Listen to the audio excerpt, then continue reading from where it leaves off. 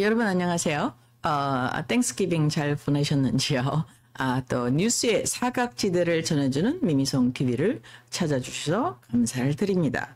여러분께서 메인스트림 미디어나 혹은 많은 그 팟캐스터에서 들을 수 없는 새로운 방향을 제시하는, 그러니까 어떻게 이 현재 돌아가는 상황을 어떻게 다이제스트 하느냐 하는 것을 이제 새로운 시각을 여러분께 알려드리는 미미송 TV입니다.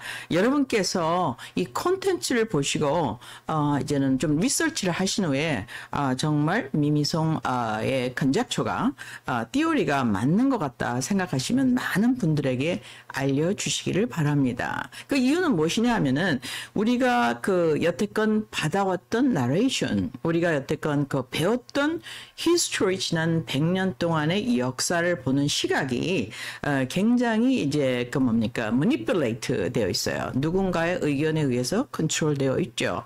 그래서 우리가 어떻게 알 수 있느냐? 여러 가지 우리 스피닝 계속 서클 하고 있죠. 하지만 결론은 항상 50대 50으로 지금 되고 있습니다. 이제 그걸 보면서 무언가가 잘못됐다는 것을 느낀다면은 우리 대한민국이나 현재 우리가 경험하고 있는 세계사가 어떤 헤제모니얼 컨플릭트에 들어갔다는 것을 우리가 약간은 눈치챌 수가 있습니다.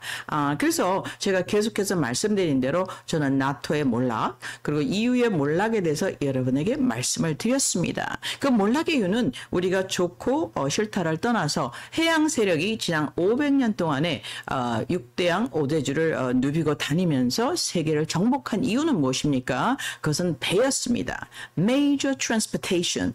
그러니까 logistical value가 어디 있었냐면 길이 안 나 있기 때문에, 철도가 없기 때문에, 그리고 그동안은 비행기가 없었기 때문에 500년 동안, 이제 비행기가 생긴 지는 약 100년이 안 되죠. 그래갖고 모든 logistical value는요, 누가 해양을 먼저 돌아서 먼저 나를 침입하느냐. 그래갖고 resource. 자원을 확보하느냐, 인력 자본, 물적 자본을 확보하느냐에 따라서 이제 세계의 힘이 이제는 좌지우지 되었죠. 그것을 우리가 지금 근대사 500년이라고 합니다.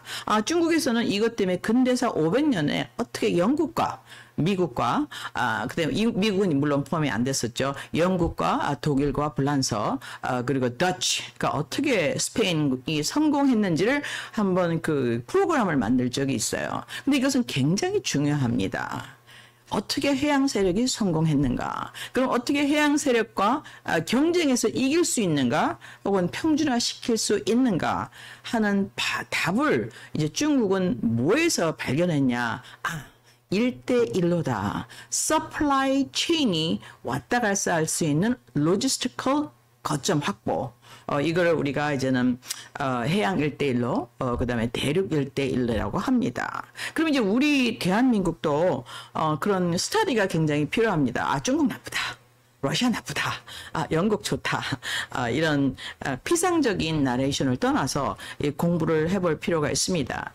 저의 경우에는 제가 보는 현 상황은 굉장히 지금 현재 서구 세력, 특히 EU와 나토 세력의 엄청난 결정적인 쇠퇴를 보고 있습니다. 이유는 그들이 이제는 해양의 logistical value를 잃어가고 있다. 비행기가 생겼기 때문이죠. 그 대륙 간에 철도가 생겼습니다. 1번입니다. logistical value가 해양 세력이 약화되고 있다. 두 번째는 뭡니까? 자원이 없다. 세 번째는 뭡니까? 유럽의 인구, G7의 인구는 약 세계 4%밖에 되지 않습니다. 하지만 그들이 500년 동안 누렸던 영화를 지속하기 위해서는 싸움을 해야 되죠. 그것이 지금은 진행되는 헤제모니얼 전쟁인 것입니다. 그래서 지금 유럽이 싸우는 것은 세력이 2개라고 말씀을 드렸어요. 유럽은 많은 나라가 결집되어 있죠. 그래서 물론 G7 혹은 EU의 10개의 나라 이렇게 보통 우리가 얘기를 합니다. 근데 그들이 사실은 언어가 다르고 French, English, German, Spanish, 그다음에 Dutch 말이 다 다르죠. 그리고 문화가 조금씩 다릅니다. 종족이 달라요. 그러면 그들을 하나로 묶을 수 있는 것이 무엇이었느냐? 이것은 이제는 정치적인 종교, 즉 바티칸이었습니다. 그래서 AD 400년서부터 지난 2000년 동안 이제는 바티칸 중심의 웨스턴 문화, 이걸 반드시 기독교라고는 할 수 없죠. 이제 개신교가 나오면서. 근데 이 문화에 이제 반대한 문화가 두 가지가 있습니다. 즉 우리가 말하는 그 페이퍼시, 페이퍼 오다, 바티칸의 정치적 군사적 오다에 반대한 오다가 무엇이냐? 우선 러시아예요. 러시아는 이제 1054년에 그레이시즘이라고 해서 이제는 이혼을 했습니다. 그 바티칸으로부터. 두 번째는요, the Ivan the Terrible이라고 해서 1575년도경에 뭐가 일어났죠? 여러분 아시다시피 이제는 개신교가 일어났습니다. Reformation. 그래서 바티칸에서 오파를 했죠. 러시아에게. 우리에게 종인해달라. 근데 러시아가 decline 했어요. 우리는 오소닥스 크리스티아니를 지킨다. 그래서 바티칸의 centralize한 유니티, 유럽의 유닛하고 반대하는 세력이 두 가지가 생겼습니다. 1500년도 이후에. 그게 무엇입니까?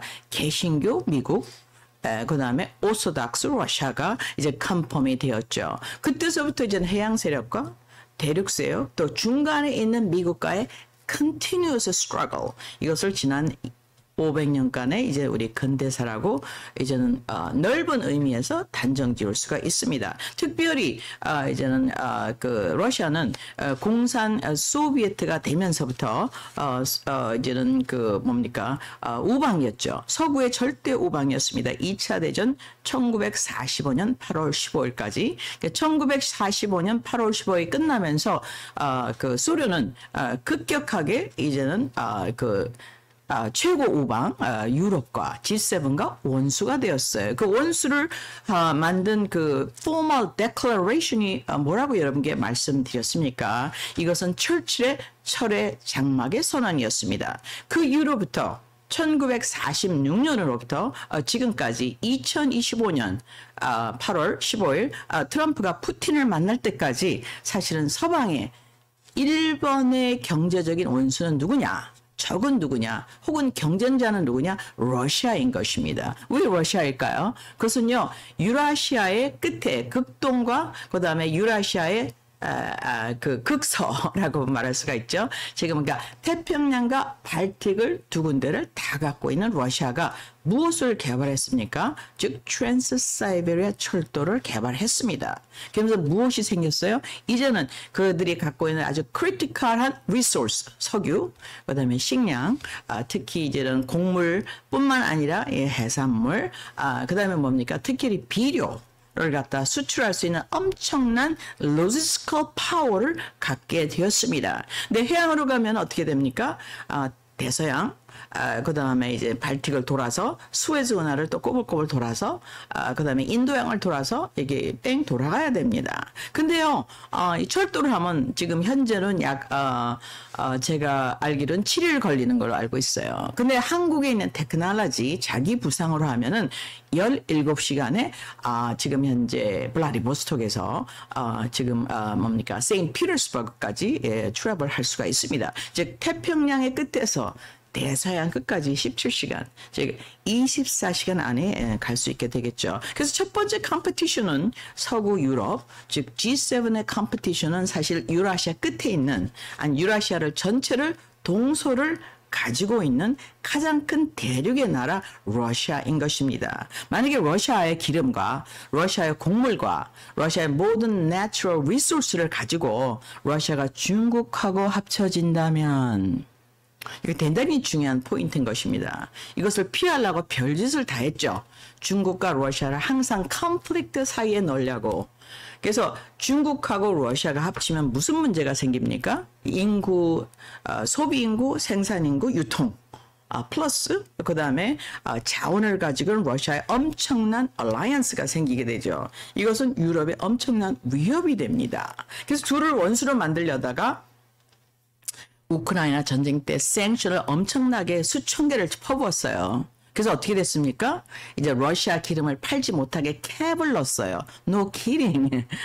남의 기름값을 가서 옆에 쌀 파는데 너 쌀값을 얼마까지 올리면 안 돼라고 이게 캡을 걸었습니다. 근데 지금 그 캡보다 훨씬 비싸게 중국과 인도와 동남아의 러시아의 기름이 팔리고 있습니다. 즉 그들은 생션의 정책에 실패를 했죠. 그 이유는 무엇입니까? 로지스티컬 밸류가 바뀌고 있다는 말이죠. 이게 굉장히 중요한 일입니다. 저는 이제 1980년에 그 일본 shipping companies 일한 적이 있는데 일본이 세계를 경제 최고의 그 최악의 2차 대전에 지고 나서 이기게 된 이유가 뭐냐? G5, G6, G7이 된 이유가 무엇입니까? 지금 이제 서열을 정확히는 알 수는 없지만 나이가 많음에도 불구하고 고령의 나라임에도 불구하고 일본은 막강한 경제력을 갖고 있습니다. 그것의 베이스가 무엇입니까, 여러분? Logistical value인 것입니다. 그들은 이제는 그 string of pearl이라고 해서 1대1로가 없어요. 하지만 무엇을 가졌느냐?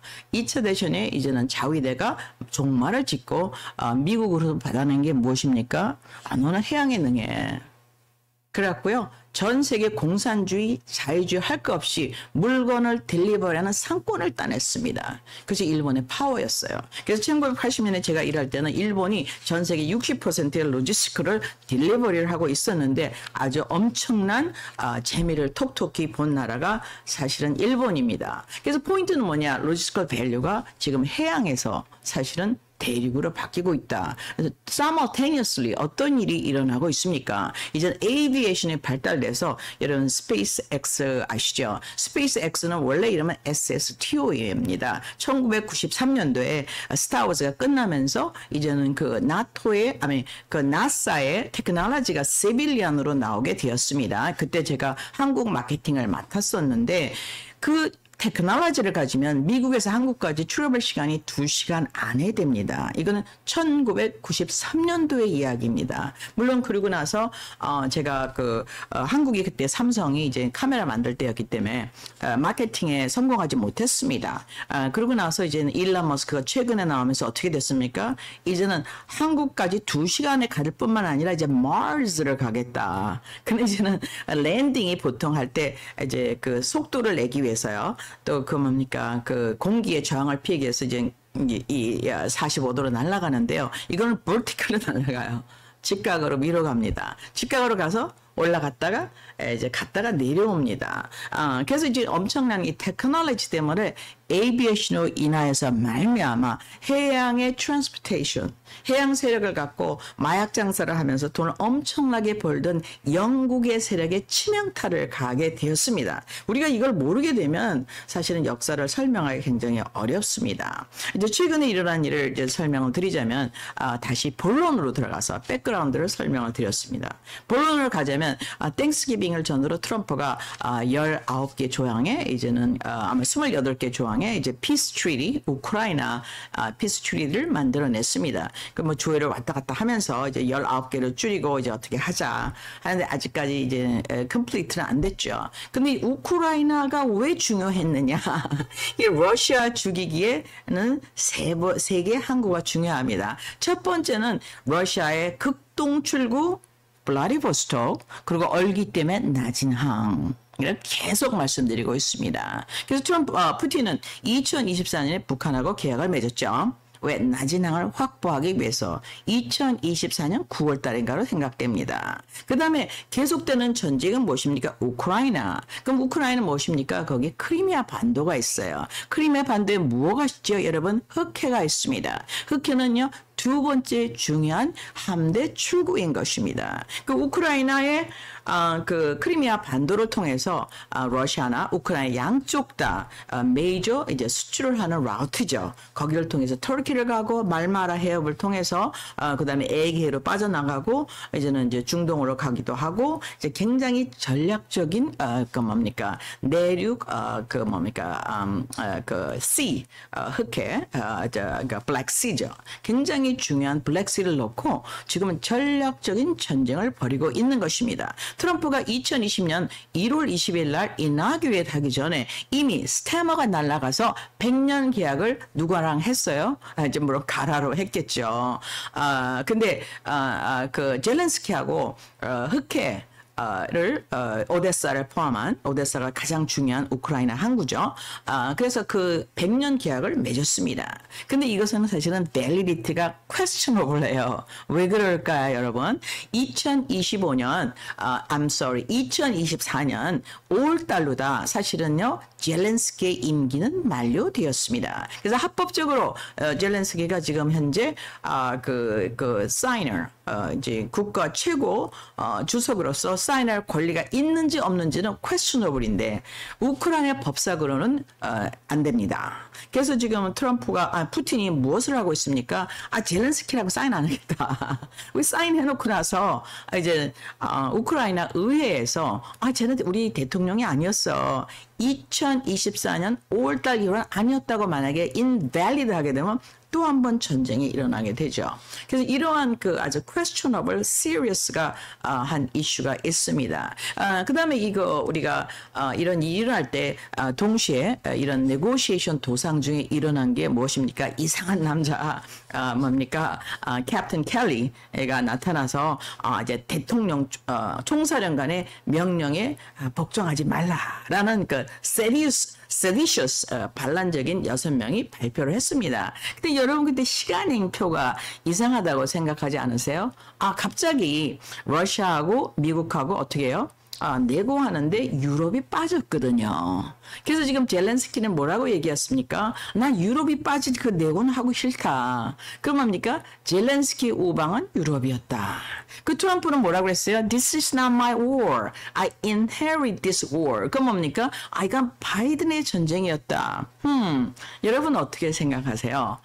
이제 우크라이나 우방은 누구였냐? 젤렌스키 정부의 우방은 누구였냐? 미국과 지금 바이든의 미국과 유럽이었구나라는 것을 우리가 알 수가 있습니다. 그래서 트럼프는 유럽과 바이든을 바이패스해서 이제 러시아랑 이제는 계약을 맺으려고 하고 있죠. 그래서 상관은 이 계약이 미리 준비됐다. 짜고 치는 고스톱이다. 이거는 오직 러시아를 페이버한다 하는 말이 굉장히 이제 많이 나도는 가운데 있었습니다. 이제 그랬을 적에 이제는 뭡니까?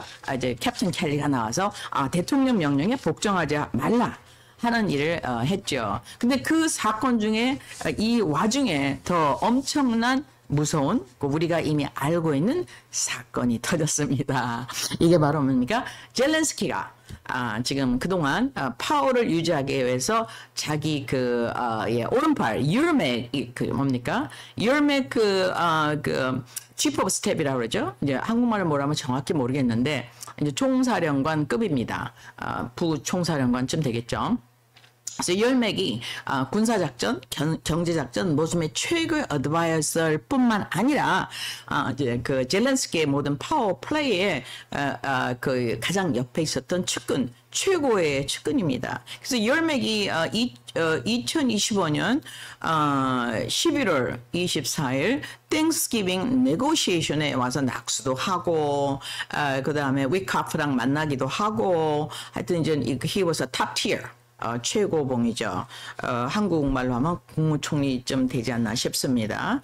그런데 갑자기 우크라이나에서 어떤 일이 생겼냐. 우크라이나에서 뭡니까? 이제는 투명위원회라는 게 갑자기 생겼어요. 그래갖고 이 열맥이 $100 million 삥했다. 해갖고 이제는 갑자기 가택 침입이 시작됐습니다. 이거는 충격적인 사건이에요. 물론 이제 우리가 오래 기다리고 있었죠.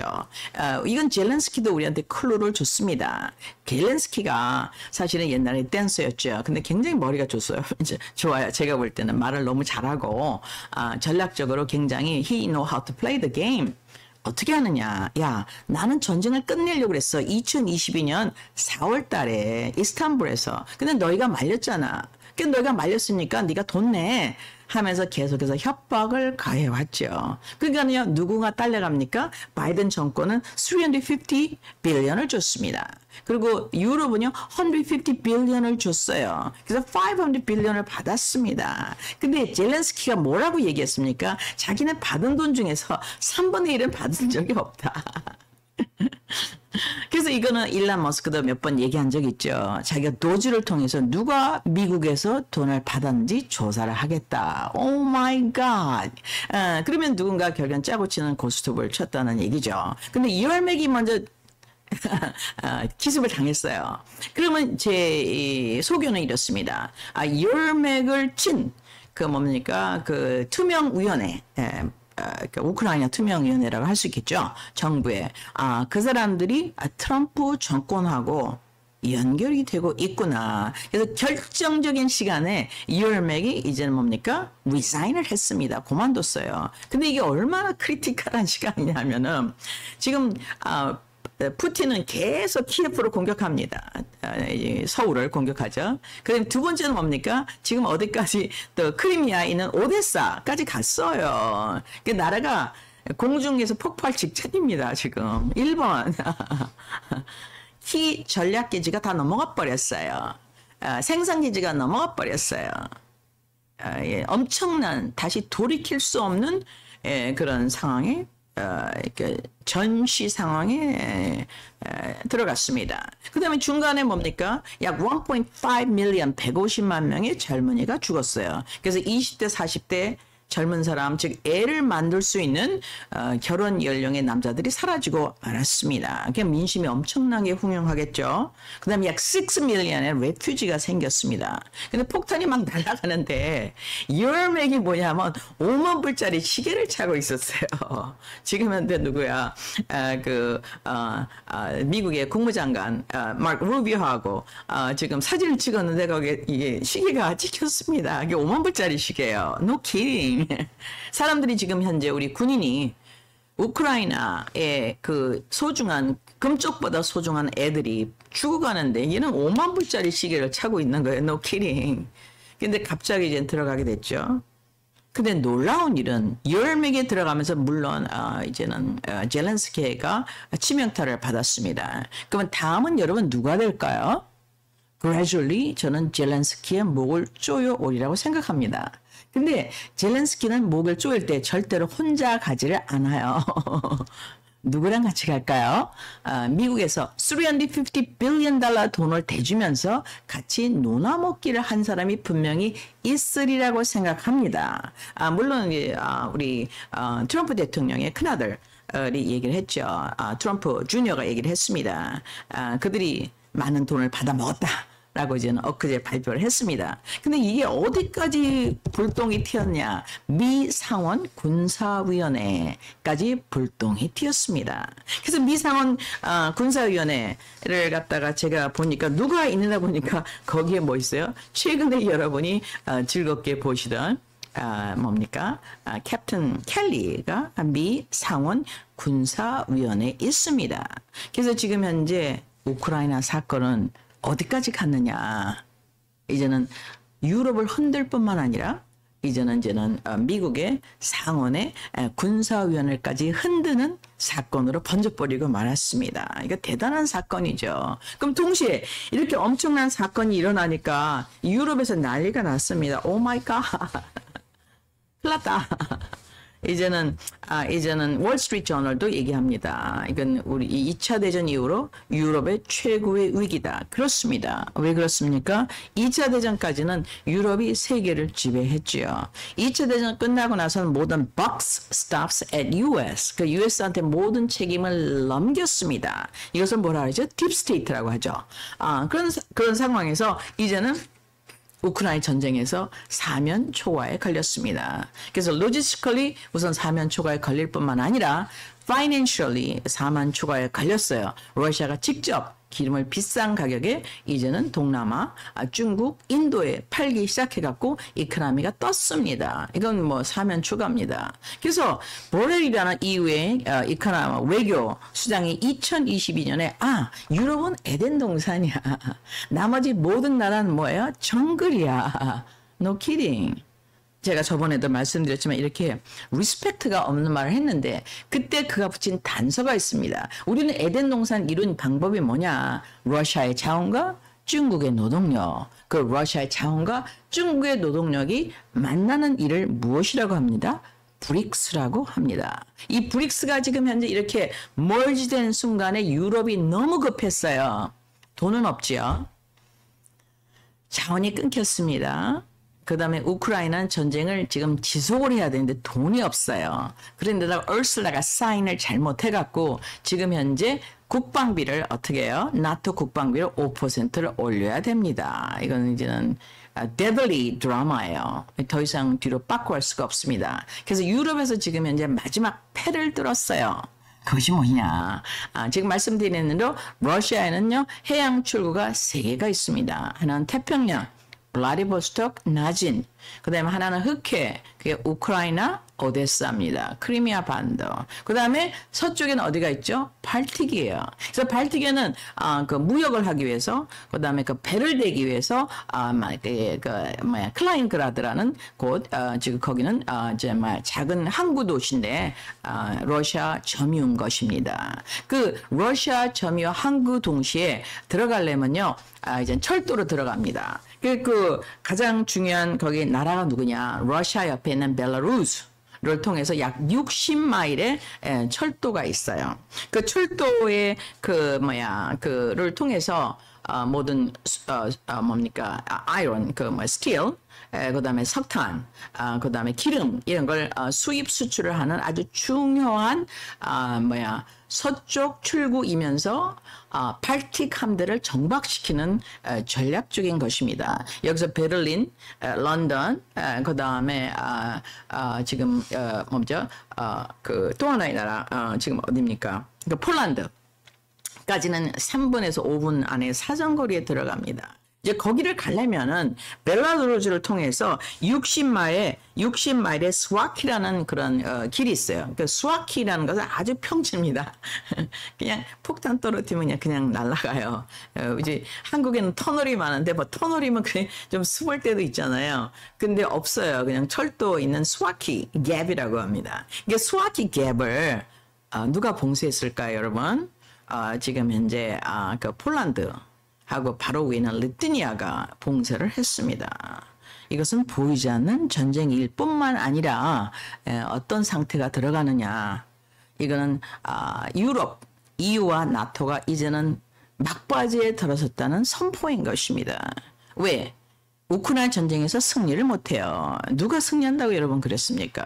No kidding. That's a false information.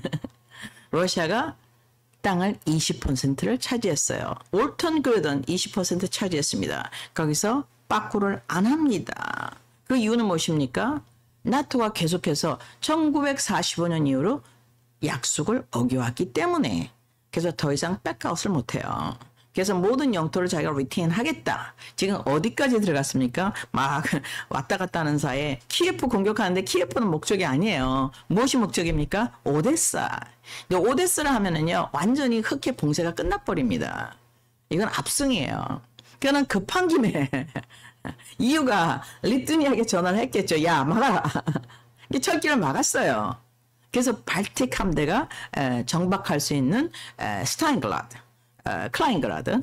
아니라 클라인그라드가 이제 봉쇄가 시작되었습니다. 그래서 그것을 통해서 클라인그라드를 통해서 석유의 통로, 시멘트, 그다음에 철강, 그다음에 콩물 이게 왔다 갔다 하는 굉장히 중요한 도로입니다. 그래서 벨라루스는 항상 러시아 편이고 이제는 벨라루스와 연결되어 있는 이제 클라인그라드까지 가려면 약 60마일이면 약 1시간 차로 1시간 거리인데 이 철도가 있습니다. 이 스와키 갭을 지금 봉쇄가 시작되었습니다. 이것은 무엇을 뜻합니까?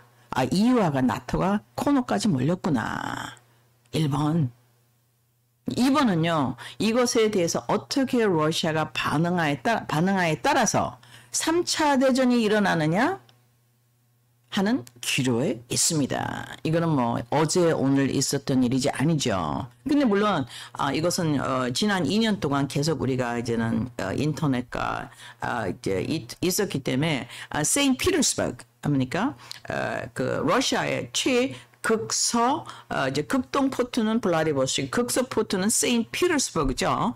세인트 피터스버그에서 바지라고 합니다. 여러분 그 뭡니까? 피다 베셀이라고 해. 큰 배가 있으면 이제 조그만 배 바지로다가 이제 물건을 나르기 시작했어요. 물건 불편하기는 하지만 러시아한테 치명적인 데미지를 주지를 못했습니다. 결국 뭡니까? 이것은 여러분 나토와 서구가 이제 둘 중에 하나입니다.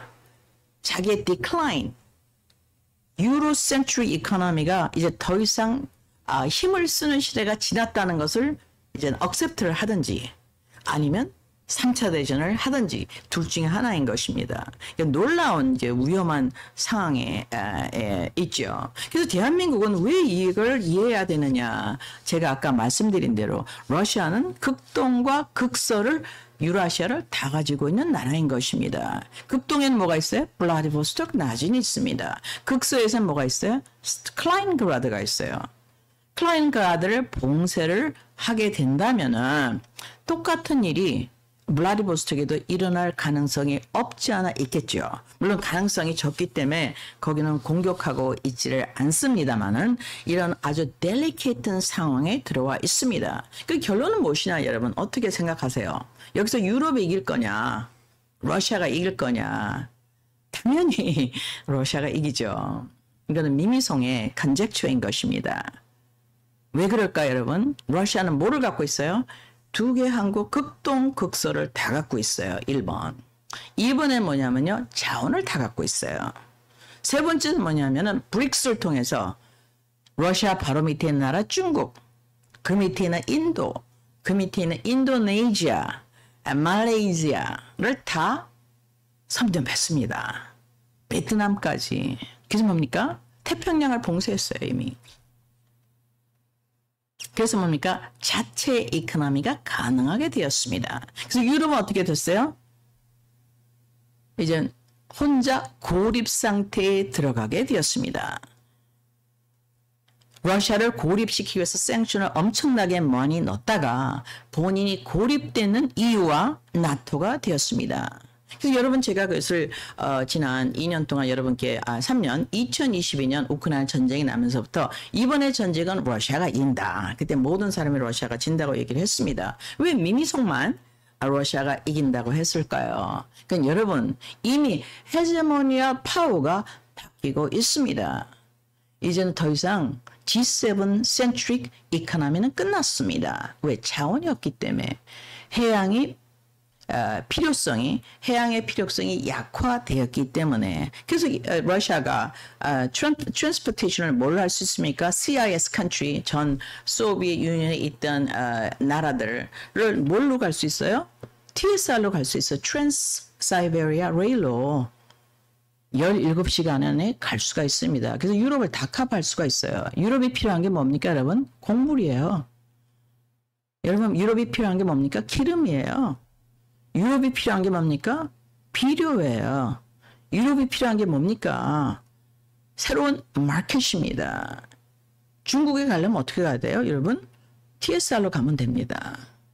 시대가 바뀌었습니다. 그래서 우리가 무조건 중국이 나쁘다. 러시아가 나쁘다를 지나서 로지스티컬 세계에 변형이 오고 있다. 이것을 여러분이 꼭 알아야 되실 줄 믿습니다. 그래서 유럽은 이제 마지막 패를 던졌습니다. 이건 굉장히 나쁜 패예요. 왜냐하면 이거는 푸틴을 굉장히 화나게 할 뿐만 아니라 푸틴한테 어떤 변명거리를 제공합니다. 그들의 항구를 막아버렸어요. 이제 예를 들어서 우리가 동해안에 항구가 있고 삼척에 서해안에 항구가 있습니다. 인천에. 근데 누가 더 삼척을 막았다. 어떻게 되겠어요 여러분? 전쟁이죠. 이런 상황에 지금 유럽이 와 있습니다. 즉 유럽은 wrong betting을 하고 있죠. 근데 한간에서 이런 얘기가 나와 있어요. 왜 트럼프는 러시아 편일까? 이게 굉장히 중요한 질문인 것입니다. 특히 대한민국에.